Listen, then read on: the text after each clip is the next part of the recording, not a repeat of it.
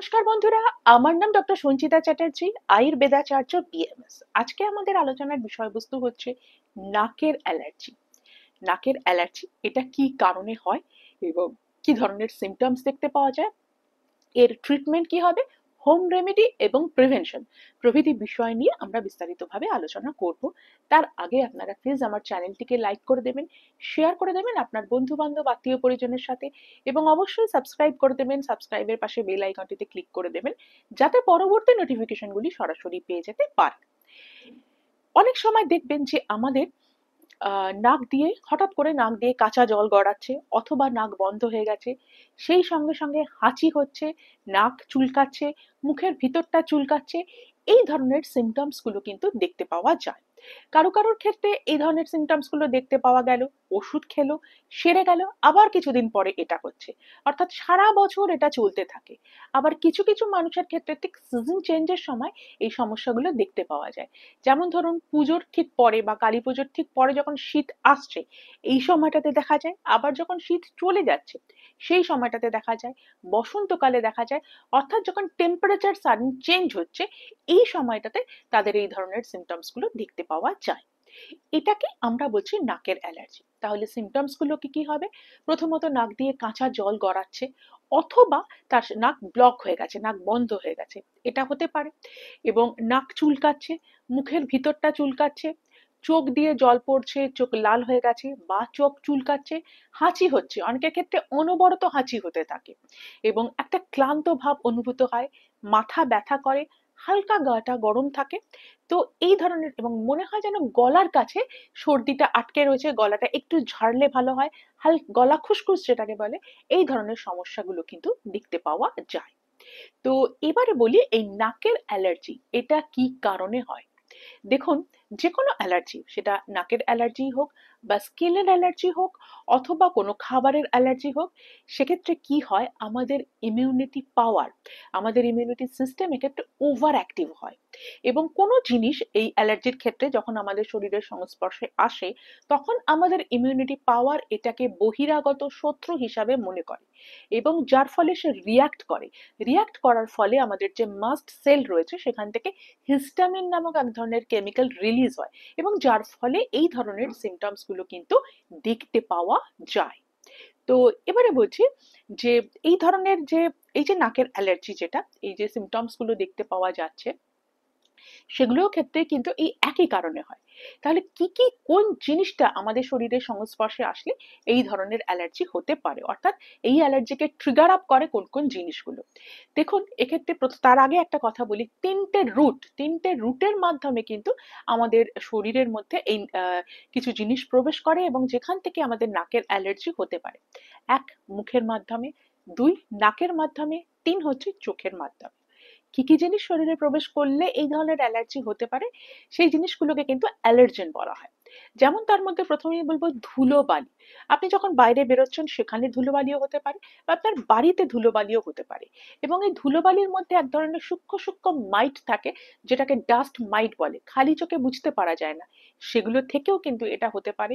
Mould বা কিছু bacteria যেটা রয়েছে সেটা থেকে হতে পারে। এবং এটা ছাড়া আপনার বাড়িতে যদি কোনো গৃহপালিত পোষ্য থাকে, তার চামড়ার কোনো অংশ, তার ড্যান্ডার বা তার দেহের কোনো অংশ, সেটা থেকে হতে পারে। পোকামাকড়ের মল মূত্র বা থুতু বা বিষ্ঠা, এইগুলো থেকে এটা হতে পারে। এবং বাইরে যখন আপনি বেরোচ্ছেন সেখানে ধুলোবালি থেকে হতে পারে। আরেকটা জিনিস থেকে হতে পারে, যখন সিজন চেঞ্জের সময়, যখন ফুলের রেণু বা উদ্ভিদজাত সূক্ষাতি সূক্ষ্ম কিছু কণিকা আমাদের শরীরে প্রবেশ করলে এই ধরনের সমস্যাগুলো কিন্তু হতে পারে। তো এবারে বলবো সবার আগে, দেখুন এই ট্রিটমেন্টের আগেও যেটা জানার দরকার, ট্রিটমেন্ট কি হয়, আপনি মেডিসিন খেলেন, ট্রিটমেন্ট করলেন, সেরে গেল, কিন্তু আবার যখন এই জিনিসগুলো আপনার শরীরের সংস্পর্শে আসছে, তখন কিন্তু আবার এই সমস্যাটা হবে। কাজে প্রিভেনশনটা আপনি কিভাবে করবেন এটা সবার আগে জানা দরকার। প্রথমত আপনার বাড়িঘর পরিষ্কার রাখতে হবে যদি আপনার এই নাকের অ্যালার্জি থাকে। ধুলো বালি একেবারেই রাখা চলবে না।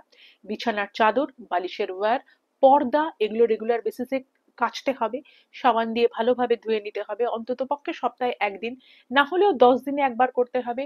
আপনার বাড়ির দেওয়াল বা ধুলোবালি ঝুল এগুলো যাতে না জমে সেটা দেখতে হবে, সেটাকে পরিষ্কার রাখতে হবে। বাড়িতে যদি পাপোশ পরিষ্কার করতে হবে, কার্পেট না রাখাই ভালো, যদি থাকে তাহলে সেটাকে আপনার ভ্যাকুয়াম ক্লিনার দিয়ে সেটাকে পরিষ্কার করতে হবে। যদি আপনার বাড়িতে কোনো পোষ্য থাকে তাহলে তাকে রেগুলার বেসিসে ভালোভাবে স্নান করাতে হবে এবং পরিষ্কার রাখতে হবে।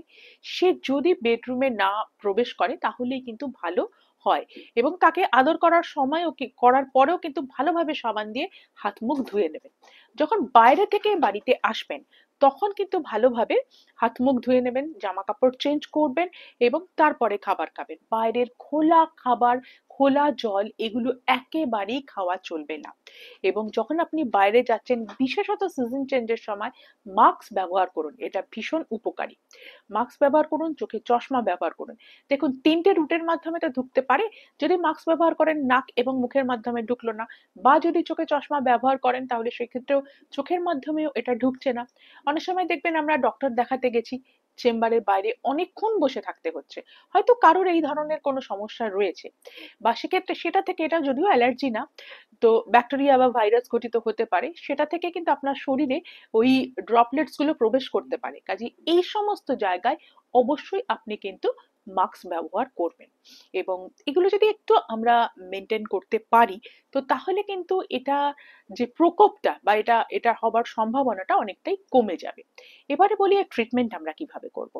এর ট্রিটমেন্ট হচ্ছে প্রথমত অ্যান্টি অ্যালার্জিক মেডিকেশন দেওয়া হয়, সেই সাথে সাথে মাথা ব্যথার জন্য মেডিকেশন দেওয়া হয়, হালকা জ্বর হলে তার জন্য মেডিকেশন দেওয়া হয়, নাজাল স্প্রে দেওয়া হয়। অনেক সময় এক্ষেত্রে কি হয়, আমাদের স্কিনেও কিছু অ্যাটপিক ডার্মাটাইটিস হতে পারে, তার জন্য কিছু লোকাল অয়েন্টমেন্ট দেওয়া হয়। তো এগুলো মেডিসিন হিসাবে কিন্তু আমাদের দেওয়া হয়ে থাকে। তো সমস্যা যেটা হয় এটা সেরে যায়, তারপরে আবার ওই ট্রিগার গুলো সামনে আসলে আবার এটা শুরু হয়।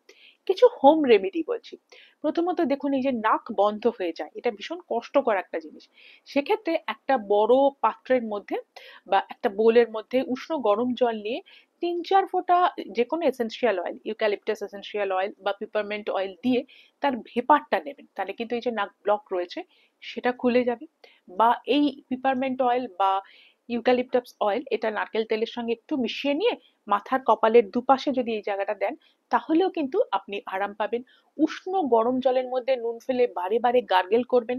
আদা দিয়ে চা তৈরি করে সেই চা খেতে পারেন, অথবা যে কোনো হার্বাল চা আপনি বানিয়ে খেতে পারেন।